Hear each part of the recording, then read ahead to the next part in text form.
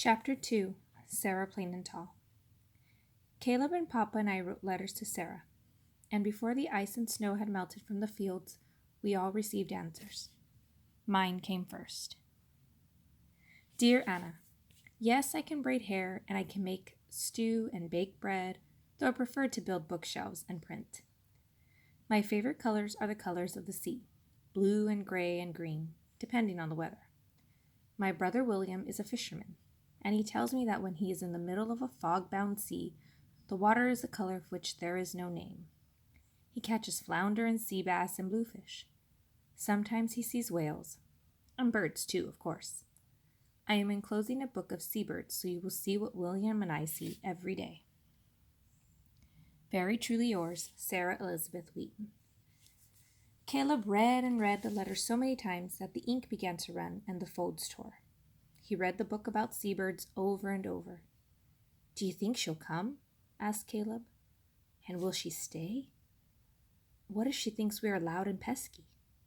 You are loud and pesky, I told him. But I was worried too. Sarah loved the sea, I could tell. Maybe she wouldn't leave there after all to come where there were fields and grass and sky and not much else. What if she comes and doesn't like our house? Caleb asked. I told her it was small. Maybe I shouldn't have told her it was small. Hush, Caleb, hush. Caleb's letter came soon after, with a picture of a cat drawn on the envelope.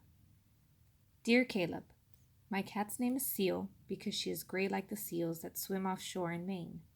She is glad that Lottie and Nick send their greetings. She likes dogs most of the time. She says their footprints are much larger than hers, which she is enclosing in return. Your house sounds lovely, even though it is far out in the country with no close neighbors.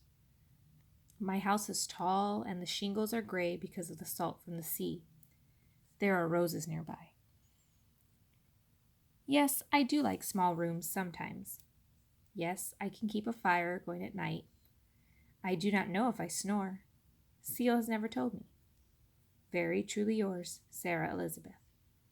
Did you really ask her about fires and snoring? I asked, amazed. I wish to know, Caleb said.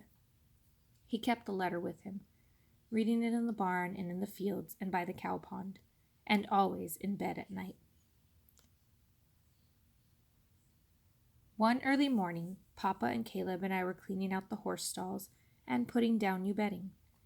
Papa stopped suddenly and leaned on his pitchfork. Sarah has said she will come for a month's time if we wish her to, he said, his voice loud in the dark barn. To see how it is. Just to see. Caleb stood by the stall door and folded his arms across his chest. I think, he began. Then, I think, he said slowly, that it would be good to say yes, he finished in a rush. Papa looked at me. I say yes, I told him, grinning. Yes, said Papa. Then yes it is. And the three of us, all smiling, went to work again. The next day, Papa went to town to mail his letter to Sarah. It was rainy for days, and the clouds followed. The house was cool and damp and quiet. Once I set 4 places at the table, then caught myself and put the extra plate away. 3 lambs were born, one with a black face. And then Papa's letter came. It was very short. Dear Jacob, I will come by train. I will wear a yellow bonnet. I am plain and tall. Sarah. What's that?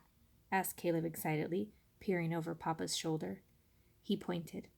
There, written at the bottom of the letter. Papa read it to himself. Then he smiled, holding up the letter for us to see. Tell them I sing was all it said.